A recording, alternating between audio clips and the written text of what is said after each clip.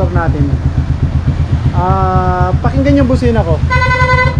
Lolong press ko lang siya. Sa mga gusto ng ganitong tunog, sa mga mahilig mag DIY, ayun o. Sa mga mahilig mag DIY, tara, tutorial tayo. Tuturo ko sa inyo paano yung connection ng mga wiring.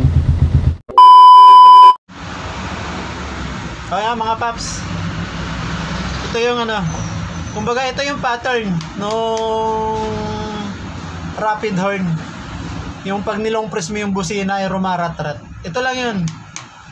Bili lang kayo ng interrupter relay. Ganito, ito. Interrupter relay. Sa online, mura lang yun. Wala pa nga sa 100 eh. Connection natin. Diba ito? Ito yung relay.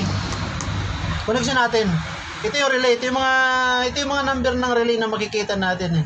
Meron pa dito sa gitna. Huwag nyo na lang gamitin yan. 5 pins or 4 pins. Basta yung sa gitna, huwag nyo na lang gamitin. Ito yung battery. Ito yung relay. Ito naman yung interrupter relay. Ito yung busina natin. Dalawa. Tapos ito yung stock wire ng busina. Dalawa yun eh. Connect natin. Umpisa natin dito sa battery. Positive, negative. Ayan, yung negative. Ayan mo na yung negative. Dito tayo sa 30. Ito yung 30. Connect natin dito sa positive ng battery. Tapos dito sa battery, gamari, maglagay kayo ng fuse. Fuse box. Lagyan na rin ng fuse, syempre. Yan, fuse. Basahin nyo na lang. Yan, fuse. Tapos, connect nyo dito sa positive na battery. Yan, ganyan. Tapos, yung relay, yung interrupter relay, dalawang yan eh.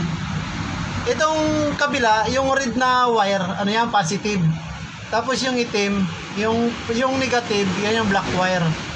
Yung red wire ng interrupter relay, connect nyo po rito sa number 87. Yan, 87.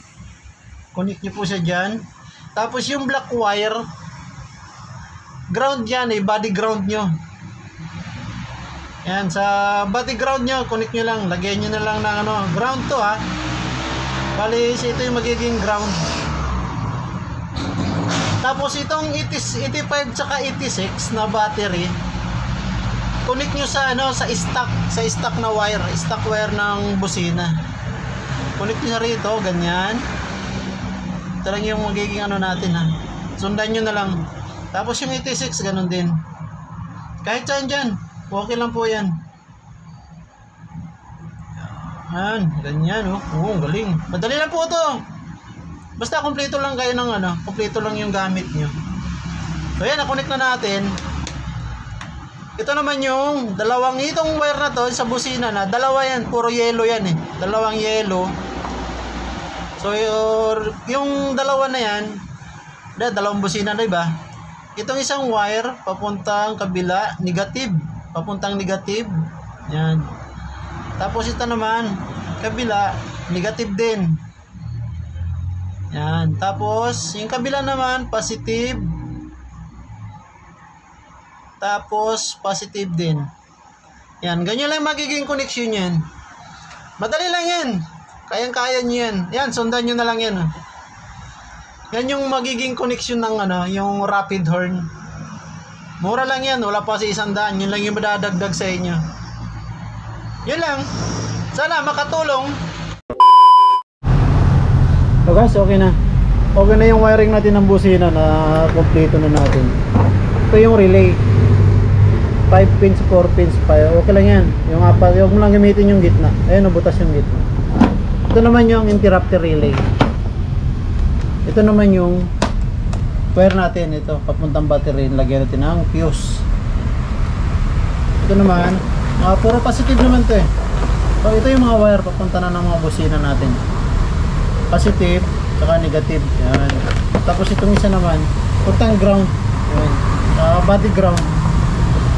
Tapos ito naman, itong dalawang wire, abang. Doon to natin i-connect sa sa lumang linya niya, sa stock wire. Stock linya nung busina niya.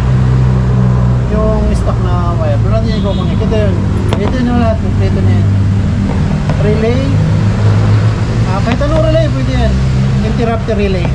Ito yung nag-i-tirap ng busina natin. Ito na yung mga wire. Kompleto na yun. Medyo malinis naman kasi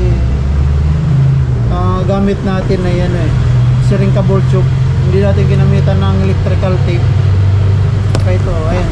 Ito, fuse box. Ito papuntang battery. Itong linya na to. Ito yung papuntang battery. Yan, sinabahan ko na ng konti. So yun lang. Yun na nga, kabit na natin. Bahala na kayo kung nadumihan kayo sa gawa ko.